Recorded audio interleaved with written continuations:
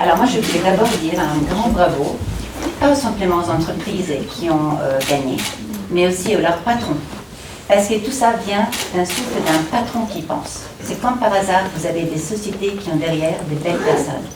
Moi, pour ma part, je peux témoigner pour Carrefour, puisque je connais bien Alexandre Bompard depuis qu'il était tout jeune. Et je ne pense pas que ces types de projets se font par hasard. Je pense qu'il y a devant une vision et une vraie... on croit vraiment dans ce qu'on fait. Je voudrais remercier beaucoup Valérie, non seulement de nous appeler ici, mais d'avoir rappelé ce que fait l'Union européenne. Parce que je crois que c'est bien de savoir qu'on a la chance de vivre en Europe. Et qu'on est quand même très protégé, très aidé par des lois, par un système, y compris quand on arrive à faire voter, évidemment, la fameuse directive sur les femmes en gouvernance, et c'était pas facile. Et que donc, ce n'est pas le cas dans d'autres pays. Et je suis particulièrement heureuse d'être ici ce soir parce que ça vous n'a pas échappé que l'Inde vient de prendre la présidence du G20. Et c'est ce type de projet-là qu'il faut qu'on porte le leader du G20. Qu'il faut qu'on leur montre que les entreprises bougent, mais qu'elles ont besoin derrière d'un environnement favorable, que ce soit en termes des lois, que ce soit en termes de facilité à ceux qui veulent faire des choses et qui au moins les mettent en valeur.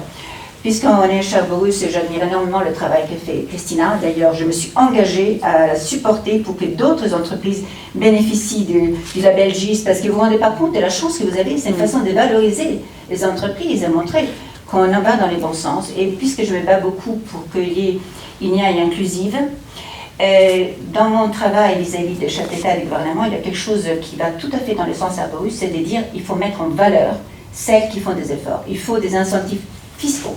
Il faut des taxes magiques, style des taxes qu'on a en France, des taxes pour la recherche, qui incitent ces entreprises. Pourquoi celles qui doivent faire l'effort tout seules, alors que c'est toute la société qui en bénéficie? Donc ça, c'est un combat que je voulais partager avec vous, et je pense que ce type de projet qui montre que justement le privé mouille sa chemise, fait en sorte qu'après les États vont suivre. Donc bravo, félicitations, et vraiment, dans un pays où les femmes représentent 40% des femmes dans l'agriculture, voir le sourire de ces femmes, ça veut dire qu'elles travaillent dans de bonnes conditions. Elles ont accès à moins de 1% de la propriété. Donc comment voulez-vous qu'elles demandent après des prêts aux banques pour nourrir leur famille? On leur dit, vous ne possédez rien. Donc ce type de choses sont vraiment formidables. Et bravo, vraiment, du fond du cœur.